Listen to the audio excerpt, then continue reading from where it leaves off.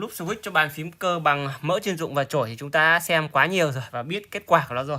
Hôm nay chúng ta sẽ thử một cách khác xem hiệu quả là như nào nhé. Nhưng mà trước tiên sẽ là phần test cái âm thanh của nó.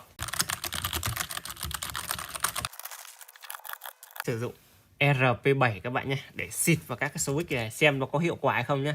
Cái này là mình thử nghiệm, các bạn hay không nên học theo nhá. Chúng ta sẽ cắm thử dây và xem nó có chạy được không các bạn nhá. Ok, vẫn nhận bình thường các bạn nhá. Bây giờ đến phần test âm thanh.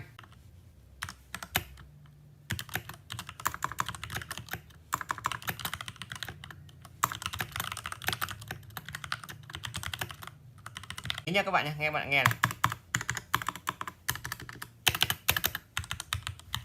Các phím nó vẫn kêu cành cạch như vậy, chẳng có tác dụng gì các bạn ạ. RP7 không thể là bằng mỡ chuyên dụng được. Thử nghiệm thất bại.